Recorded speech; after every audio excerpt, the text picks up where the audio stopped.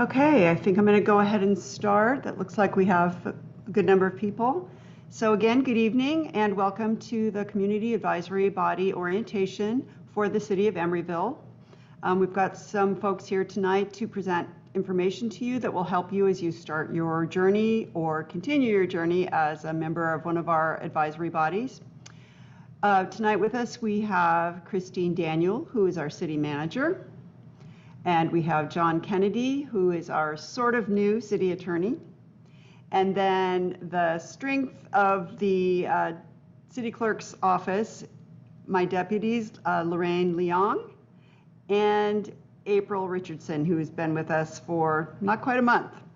So Lorraine, you will have dealt with quite a bit in terms of multiple and many emails back and forth with information for you throughout the application and appointment process. And April, like I said, she just started with us a few weeks ago, and wanted to introduce April tonight just because you may come across her when she's covering for Lorraine, but mostly your contact in our office is Lorraine and then myself, Sherry Hartz, and I'm your city clerk. So I'm going to let April go back to the attendee slot, where I'm sure she'll be happy to be. And Lorraine will be here in the background for any questions that we can't answer. But in the meantime, I'm going to pull up the PowerPoint and we'll go ahead and get started.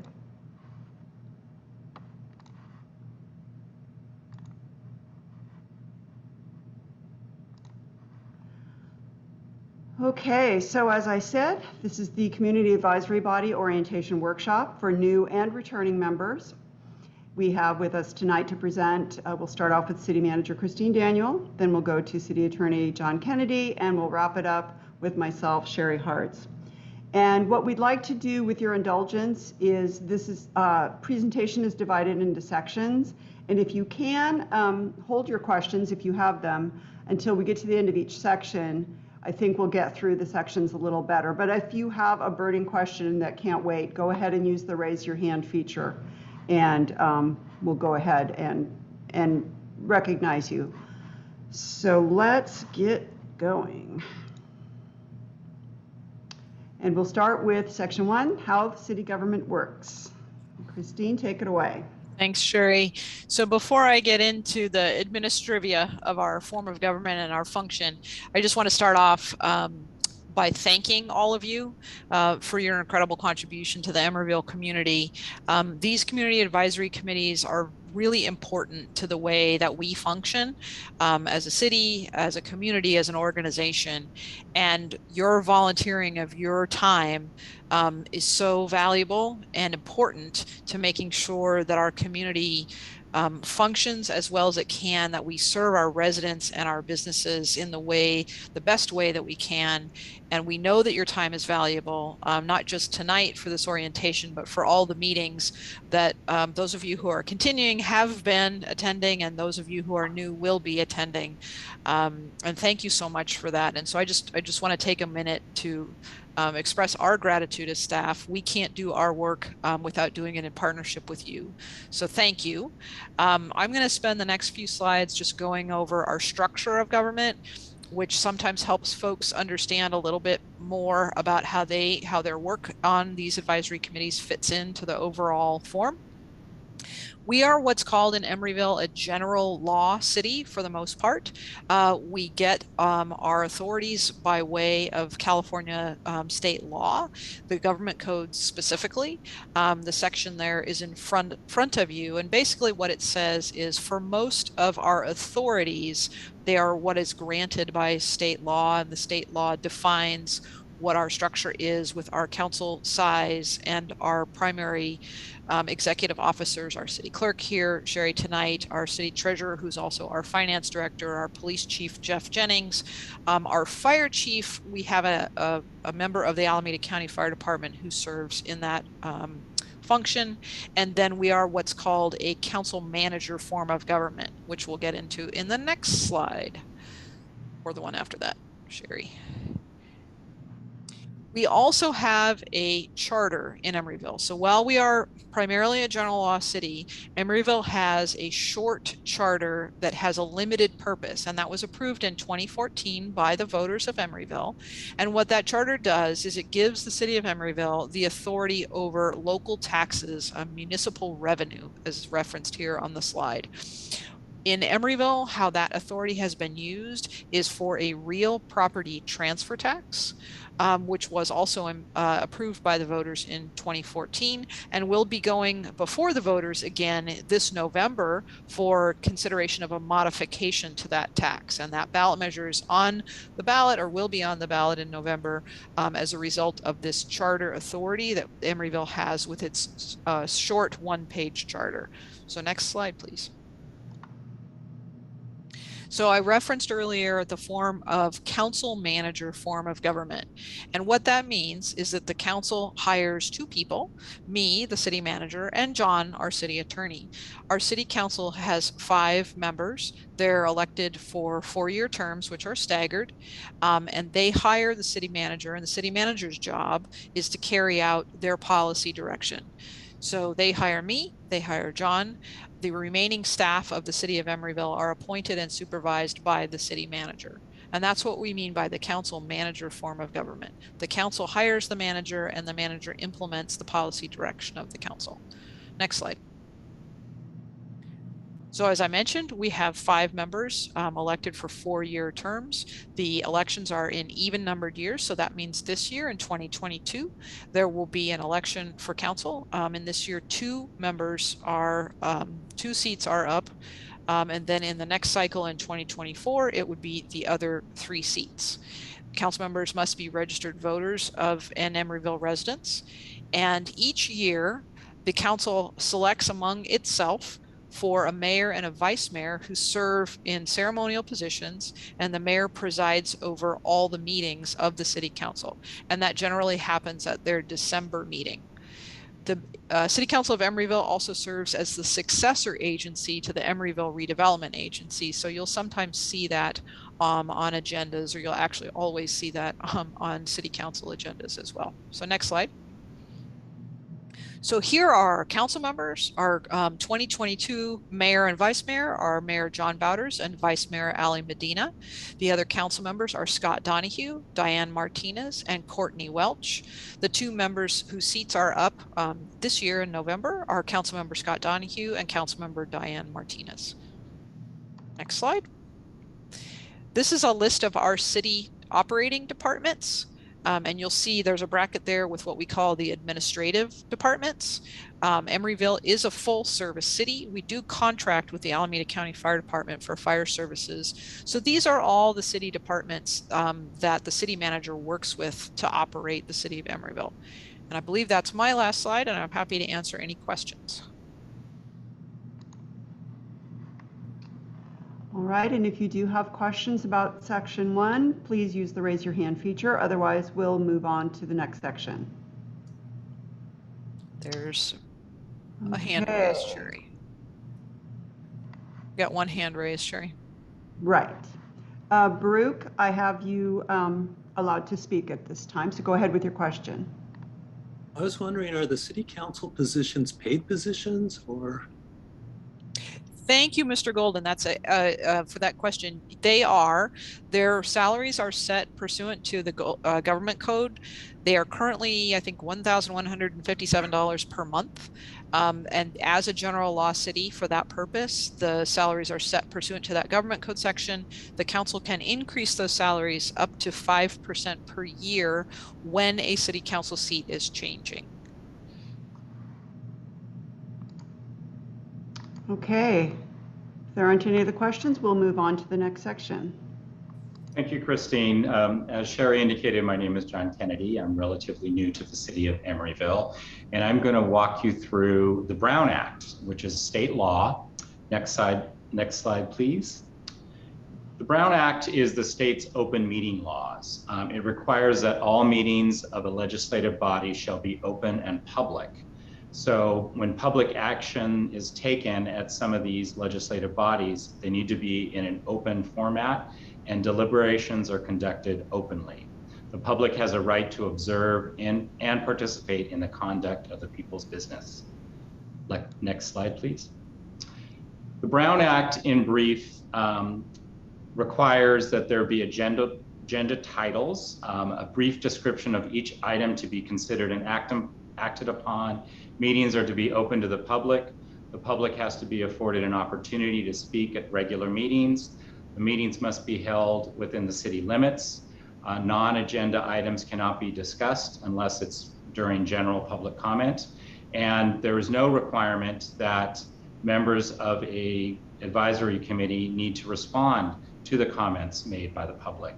The idea of public comment is to help facilitate a conversation between the public and elected officials and appointed officials, but there's no obligation to specifically respond to comments made by the public during public comment. Next slide, please. Legislative bodies. What is a legislative body of a local agency? What is not a legislative body for purposes of the Brown Act? So a legislative body are the standing committees and commissions of the City Council. Ad hoc committees are not legislative bodies. They consist of less than a quorum of the City Council. They are for limited duration and are task specific. But your advisory committees are considered legislative bodies and they are required to comply with the Brown Act.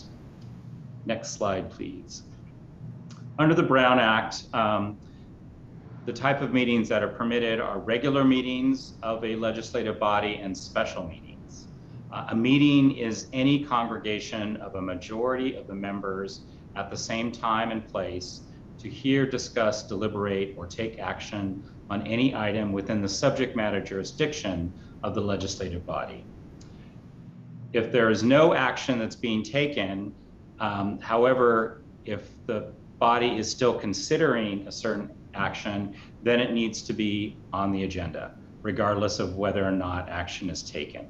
During COVID, state law explicitly authorized the City Council and advisory committees to meet remotely, subject to certain findings made every 30 days that such remote meetings are necessary. Next slide, please.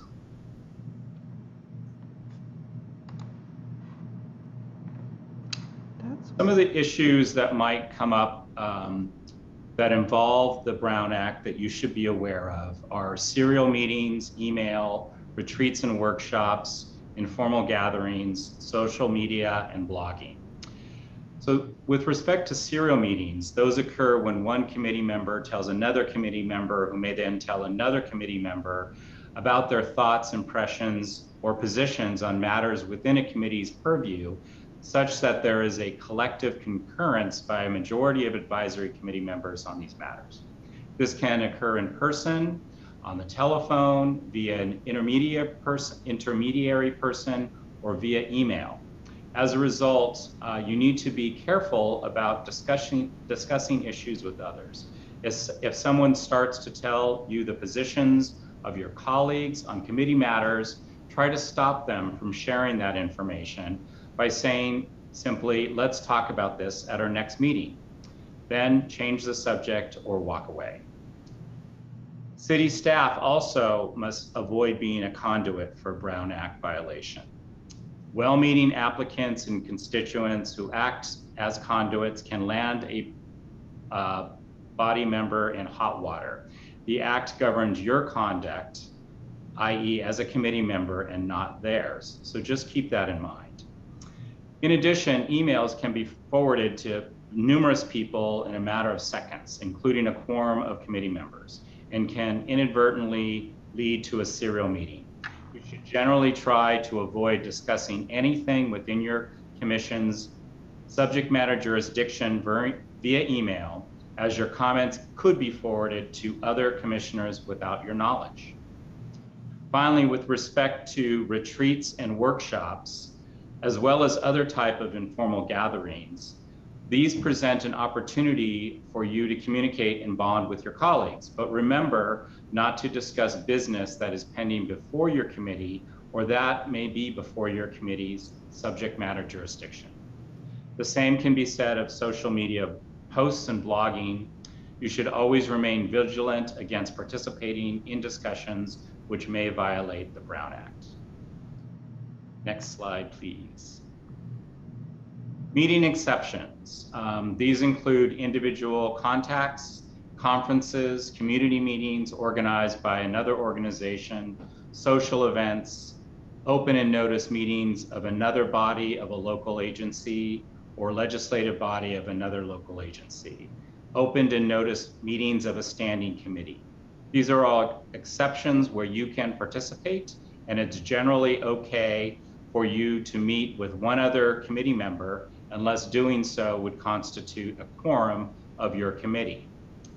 But also keep in mind the serial meeting issue and be careful not to violate the Brown Act when you're conducting these type of individual meetings.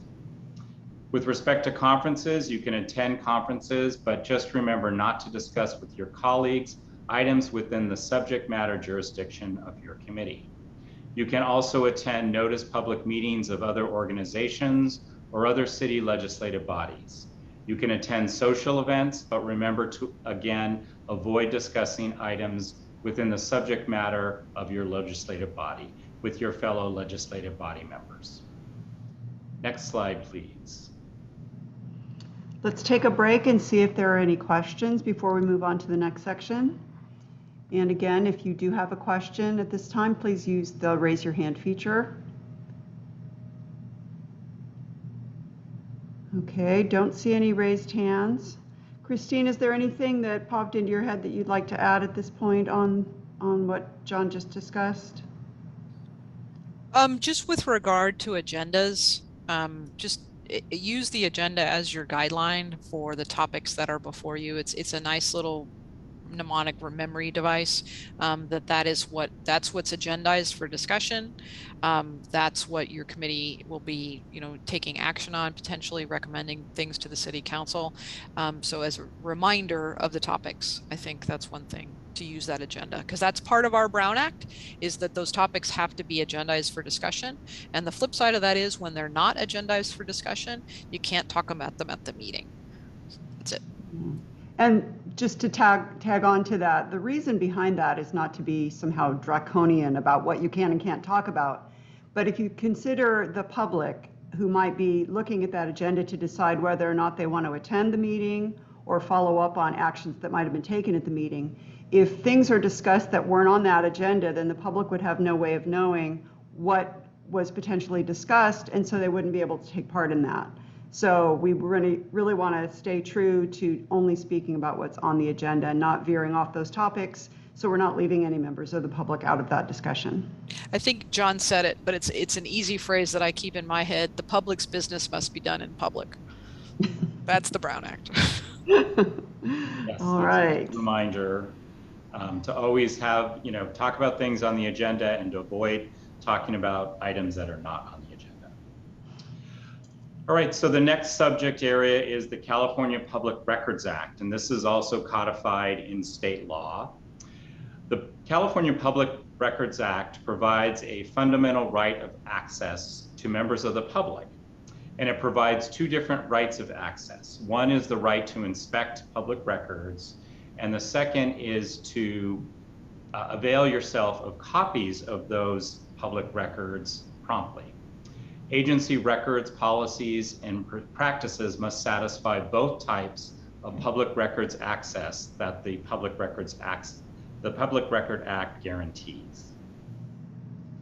So a little bit more detail regarding this. The California Public Records Act was enacted in 1968 to safeguard the accountability of the government to the public.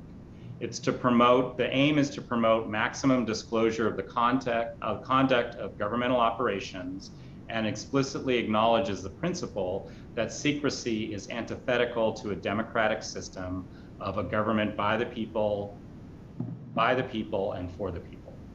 The city has 10 days once it receives a Public Records Act to respond.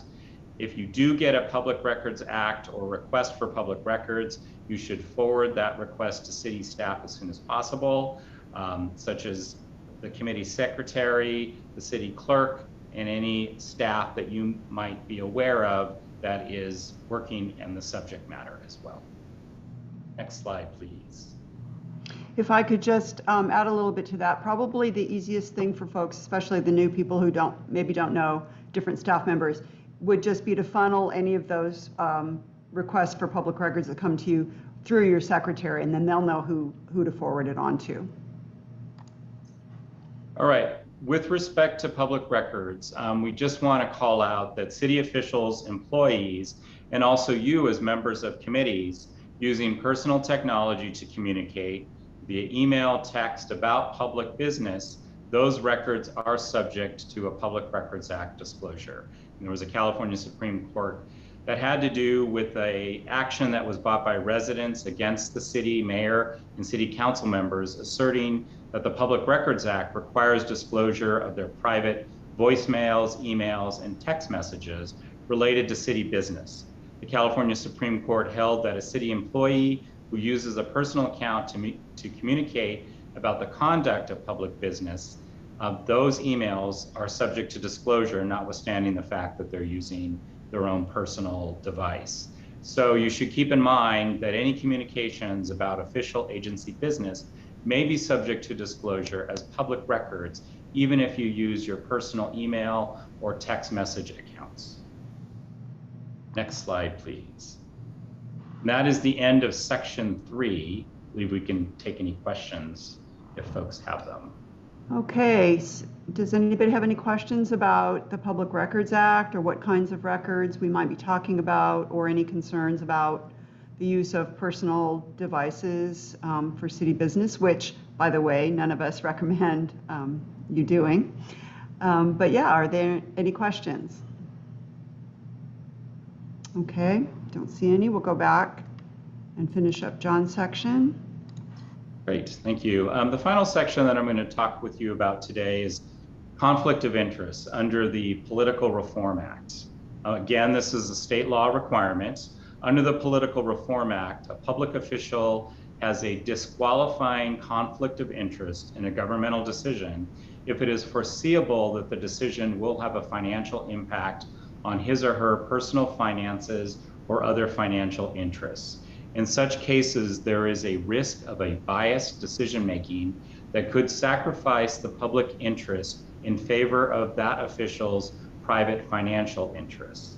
To avoid actual bias or the appearance of possible improprieties, the public official is prohibited from participating in the decision and must recuse themselves from a meeting. With respect to individuals who are potentially attending this training, planning commissioners, housing advisory committee members, and public art committee members are all considered to be public officials and subject to the Political Reform Act. Next slide, please. The types of financial interests that might give rise to a conflict include business investments, employment or management, real property, sources of income, gifts, and personal finances. So with respect to business investments, a business entity in which the official has an investment of $2,000 or more, in which he or she is a director, officer, partner, trustee, employee, or manager, could give rise to a conflict of interest. With respect to real property, the real property in which the official has an interest of $2,000 or more, including leaseholds, could give rise to a conflict of interest. However, month-to-month leases are not considered real property interests. With respect to income, sources of income, an individual or an entity from whom the official has received income or promised income aggregating to $500 or more in the previous 12 months, including that official's community property interest in the income of his or her spouse or registered domestic partner, could give rise to a conflict of interest.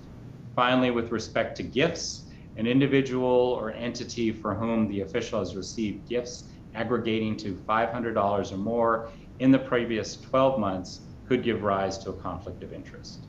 And then finally, personal finances. An official's personal finances, including his or her expenses, income, assets, or liability, as well as those of their immediate family, could give rise to a conflict of interest as well.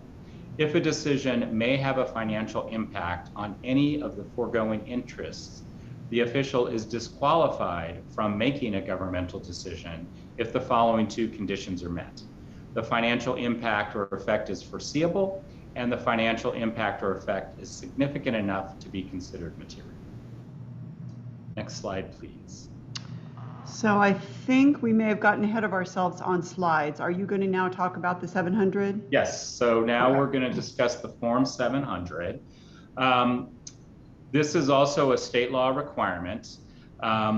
What the purpose of a Form 700 is to assist the individual who is required to file a Form 700 in identifying potential financial interests. It must be filled out upon assuming office, upon leaving office, or annually by April 1st. In Emeryville, only Planning Commission members, Housing Committee members, and Public Art Committee members must file Form 700s. No other advisory body members are required to file a Form 700. Next slide, please. Recusal. If you do have a financial interest that gives rise to a conflict of interest, you must recuse yourself. To recuse yourself when the agenda item is called, state that you must recuse yourself and identify the financial interest. For instance, if a project is within 500 feet, if there is a source of income that gives rise to the conflict of interest, or any other basis for the conflict of interest. And you must leave the meeting room or the Zoom meeting. Although most advisory committee members are not public officials for purposes of the Political Reform Act, California Government Code Section 1090 requires advisory committee members who are financially interested in a contract to abstain from any type of participation in the making of a contract, including giving advice related to the discussion or decision. And also note that California courts have construed the term making of a contract broadly to extend to the planning, preliminary discussion, compromising, drawing of plans and specifications, and solicitation of bids that could lead to the formal making of a contract. And I think that is the last slide with respect to conflict of interest. I'm happy to answer. Okay. All right, I see that Laura has a question. Go ahead, please. Hey, thank you. I just want to clarify, I think I know the answer to this, but I'm on the Bicycle Pedestrian Advisory Committee, and for the 500-foot rule, I'm assuming if we were talking, the committee were talking about, say, a bike lane that's within 500 feet of where I live, I wouldn't have to recuse myself because I have no financial gain from that? Or would I, if, like, say, a bike lane would be put in front of my house? And you own the property? Yes. Okay. So there's no, you don't, because you're a member of the advisory committee, there isn't a requirement that you must recuse yourself from that, making that interest, but it's advised that you might want to disclose the 500-foot rule and refrain from participation, but that's more of a policy call for you to decide whether or not you want to do that. Okay. Because you're not a public official. Okay, thank you. All right, any other questions or examples that you'd like us to go through? Any questions pop into your mind about whether any of the things John just discussed might apply to you in the future? Okay, doesn't look like it. If something comes up, we'll do another question and answer at the end, so you'll have another chance.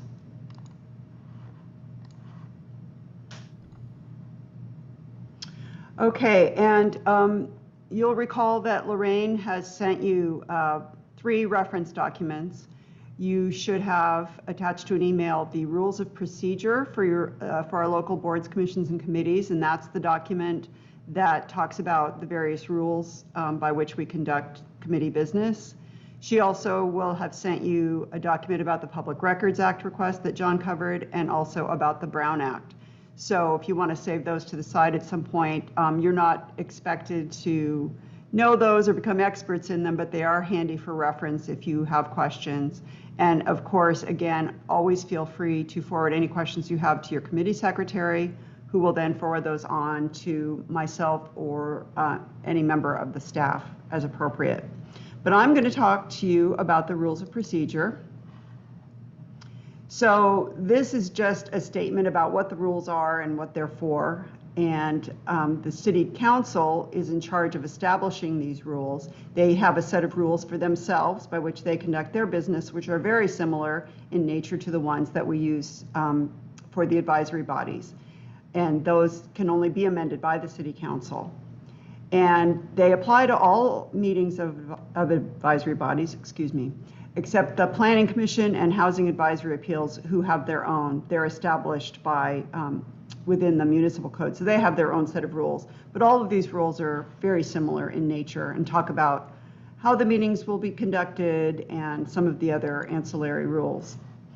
So the advisory bodies that we currently have in Emeryville, we have some council committees. The council committees are comprised of 2 members of the City Council, so therefore are less than a quorum of the City Council, and they cover the topics of budget and governance, community services, public safety, sustainability, and transportation. And those are all Brown Act bodies, so they have a published agenda and they have a public comment period, just like any other regular meeting that we might hold.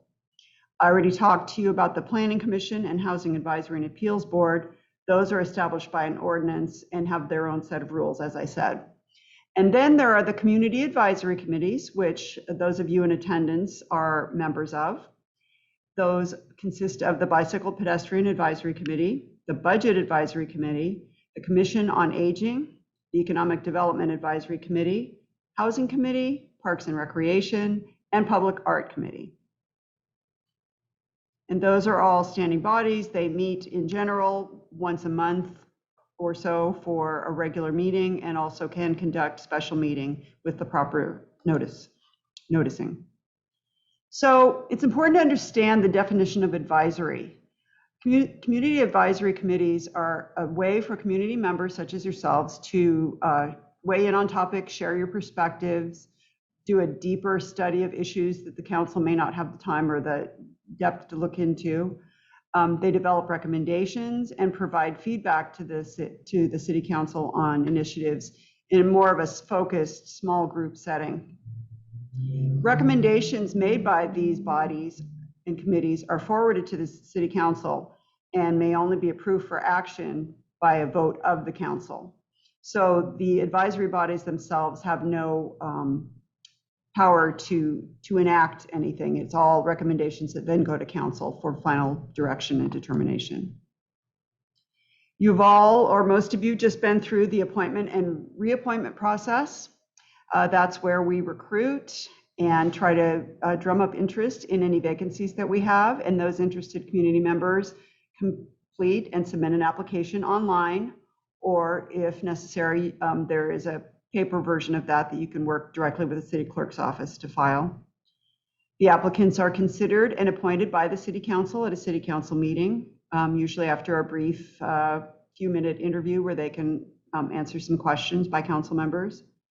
And then incumbents whose terms have expired but wish to seek reappointment also must complete and submit a new application by the deadline. There's just a small top portion that incumbents, as long as their information is still current, but this is how incumbents signal to us that they want to be reconsidered for appointment. If we don't get that, then we assume that you're done serving. So it's important for incumbents to know that when that time comes around, you do still have to file. It's not assumed that you want to be reappointed.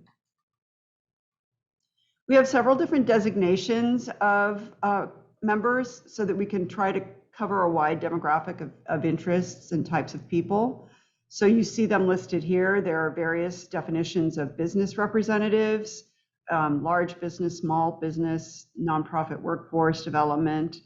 And then there are the most common, which are residents, defined as a person who lives in Emeryville.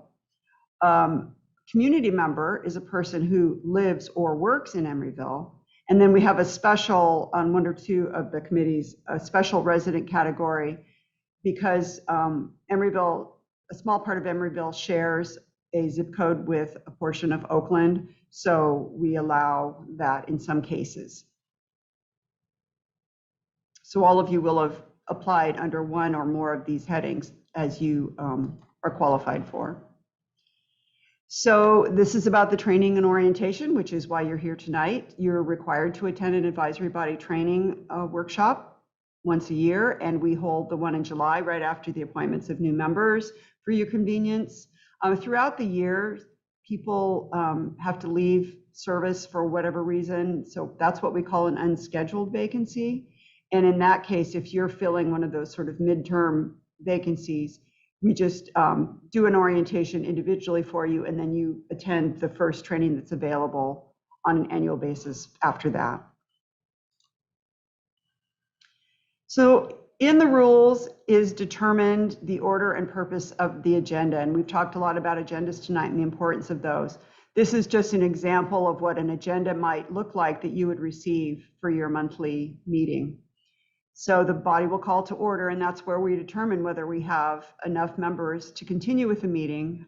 That's what's, you've heard the word quorum. That's what a quorum is. You have to have a majority of members present.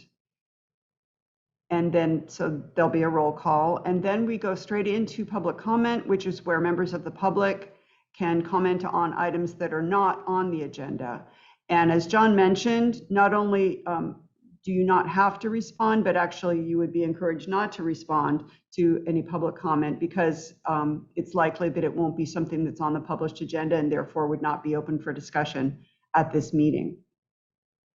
You'll typically approve the minutes of the previous meeting and make sure to have read those beforehand to save time at the actual meeting rather than opening them and reading through them when this item gets called in the agenda. That's very helpful.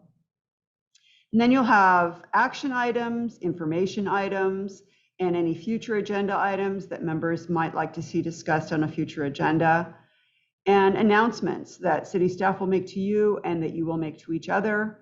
And then finally, you'll adjourn the meeting. So we talked a little bit about the public's right to address the body, and they can talk about on each agenda item, they can discuss that. And then there's that open public comment period where they can talk about anything that's on their mind. It's supposed to be within your subject matter jurisdiction, but in general, since we're not going to comment on it, we allow the public to just make their comments for the allotted amount of time, which is typically 3 minutes of comment. And then their comments will be noted in the minutes.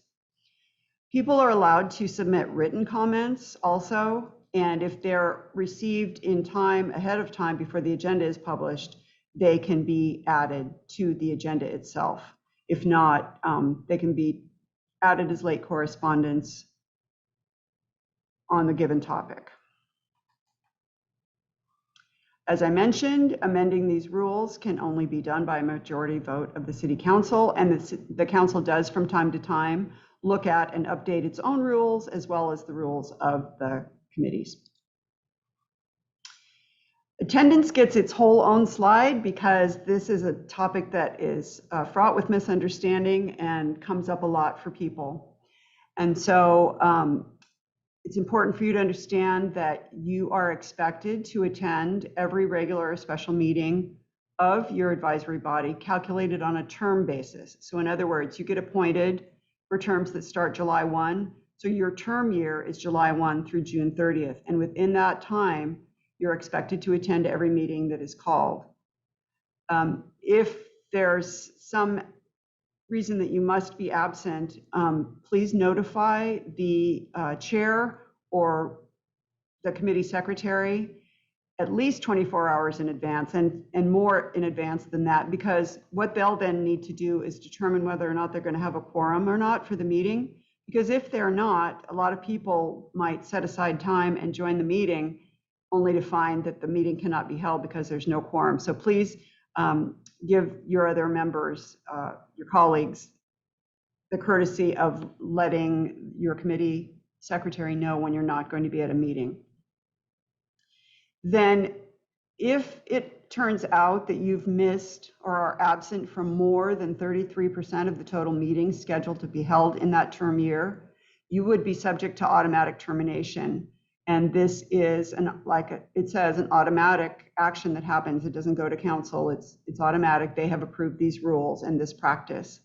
So what will happen is the committee secretaries take roll, and if somebody is in danger of exceeding the number of absences they're allowed, they'll let me know, and I'll send you a notice that just says, hey, if you continue on this pattern or one more absence, you're in danger of being automatically terminated. And if that is to occur and there's that one additional absence, then your seat will be terminated and we'll notify the city council. And we don't do this again to be hard-nosed. It's just that we need to be able to do the city's business. And if we're not having quorums, then meetings have to be canceled, because no action can be taken at a meeting where a quorum is not present except to cancel the meeting. So we really try to stay on top of this. And we also understand that people apply for and accept seats on these, and then things come up and life happens, and suddenly you may not be able to meet the obligation. And so if you find yourself getting into that situation, just let us know. We can work with you, or you can go ahead and resign if you have to, rather than waiting for this process to play itself out. And just a little note that 33% isn't kind of an odd number, but we just round up. So for example, if 33% of the meetings is 3.96, we round up to 4. In case you're wondering how that calculation happens. Once a year, we invite all of the advisory committees to come to a council meeting. We generally break it up into 2, have 4 on one night and 4 on another night. And generally, we'd like as many committee members as possible to join the meeting. And the chair or some designee will make a report to the council where they'll talk about your accomplishments, your top accomplishments from the past year, and your goals and objectives for the coming year. And we align the timing of this to be in line with council's consideration of its own goals and priorities and the budget approval. So it's usually in the first quarter of any given year. And that's the end of that. Did I see any raised hands for questions? Okay. And Christine or John, did you have anything? Oh, You've never got mind. 2 there. I see questions. Yeah. Okay, we'll take John first. John, go ahead. Hi, I was wondering if there's any plan by the state to reconsider the remote meeting limitation that we have? I can attempt on that. So there were 2 bills submitted this session. One is paused and will not proceed. The other is proceeding. It has a lot of detailed reporting requirements. I maybe John or Sherry know those off the top. I don't. Nothing has been approved by the legislature yet that I'm aware of, but the one that is moving forward is quite complicated, is what I would have to say. And the only other thing I would add is, until the state reverses its declaration of the state of emergency, it will likely authorize, unless this other state bill proceeds, continue to authorize remote meetings of legislative bodies, because we are still operating under the declared state of emergency. And that's what's giving the authority for all these committees and city council to have remote meetings. And just that bill that John just referenced, AB 361, I believe that expires in January of 2024. So there's at least another year and some on that bill left. Does that answer your question, John? Yes, it does. Thank you. Sure. Okay, and next we have Beth Rosales. Go ahead, Beth.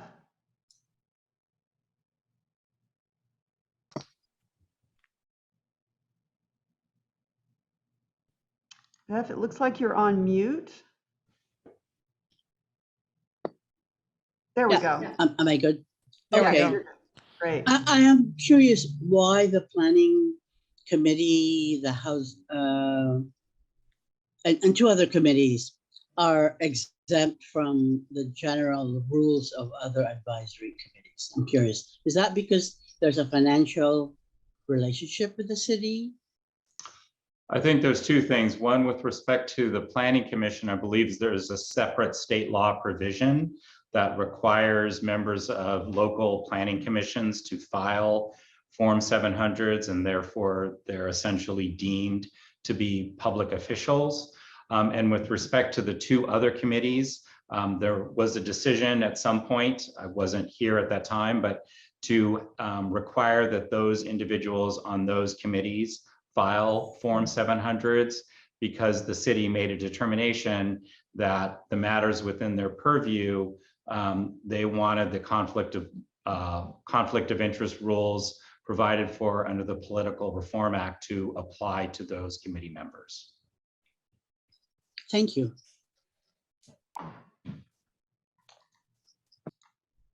Okay, any other questions? I don't see any hands. John or Christine, anything else to add? No, I just hopefully we'll be able to meet most of you at some point. I know we're all in the realm of remote meetings and I'm not able to actually see members who are attending today, but I hope at some point I do get a chance to meet you and find out about your backgrounds and your interest in serving for the city of Emeryville. And just to reiterate my thank you, our thank you for your commitment to your community, and to know that we are here to support you. We can answer questions, direct you to information. All of staff and predominantly your committee secretary, but certainly the city clerk's office can help you if you are looking for information, if you need any information to help you serve on your community advisory committee any better. Our doors are open. We encourage you to contact us, and just want to say thank you again for everything you do for Emeryville. Great, and just to wrap up, and we are on time and under budget, is that what they say? I may have already mentioned, we are recording this session, and so a link will go out. We'll post it on YouTube after we have a chance to just clip off the chit chat beforehand. And that link will go out to all of you so you can refer to it. And I will, again, encourage people to reach out to their committee secretaries, who you should all know pretty well by now, and or Lorraine, for any questions or concerns that you might have.